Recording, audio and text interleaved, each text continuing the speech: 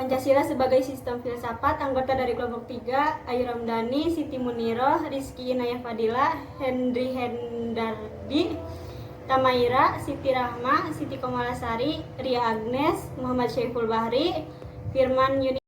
Pengertian Pancasila: A. Secara etimologis, B. Secara historis, C. Secara historis. Filsafat pengertiannya: A. Secara umum, suatu kebijaksanaan hidup atau filosofia untuk memberikan suatu pandangan hidup yang menyeluruh berdasarkan refleksi atas pengalaman hidup maupun pengalaman ilmiah.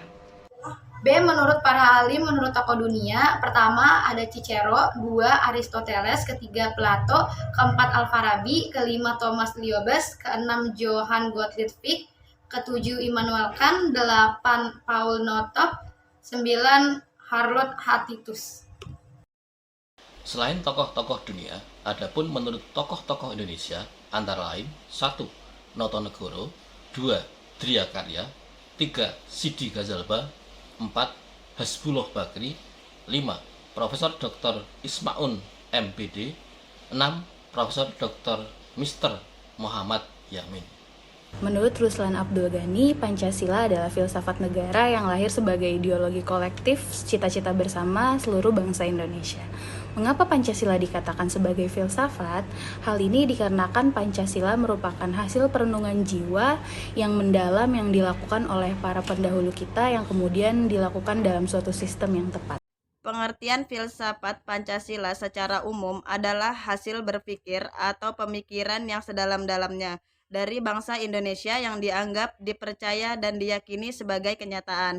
Norma-norma dan nilai-nilai yang benar, adil, bijaksana, dan paling sesuai dengan kehidupan dan kepribadian bangsa Indonesia. Pancasila melalui pendekatan dasar ontologis, epistemologis, aksiologis.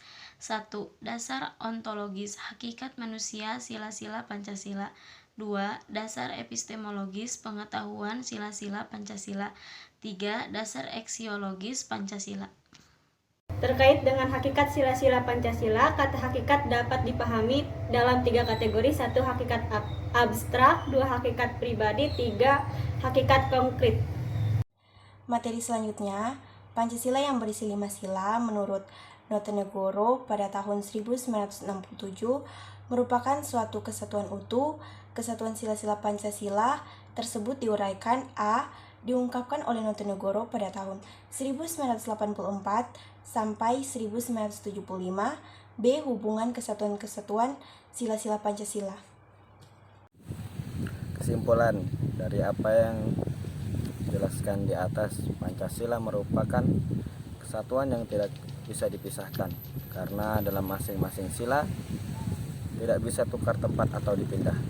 Bagi bangsa Indonesia, Pancasila merupakan pandangan hidup bangsa dan negara Indonesia, dan filsafat merupakan suatu ilmu pengetahuan karena memiliki logika, metode, dan sistem. Baik, Pancasila dikatakan sebagai filsafat dikarenakan Pancasila merupakan hasil perenungan jiwa yang mendalam yang dilakukan oleh para pendahulu kita, yang kemudian dituangkan dalam suatu sistem yang tepat di mana Pancasila memiliki hakikatnya tersendiri yang terbagi menjadi 5 sesuai dengan kelima sila-silanya tersebut. Adapun yang mendasari Pancasila adalah dasar ontologis, dasar epistemologis, dan dasar aksiologis.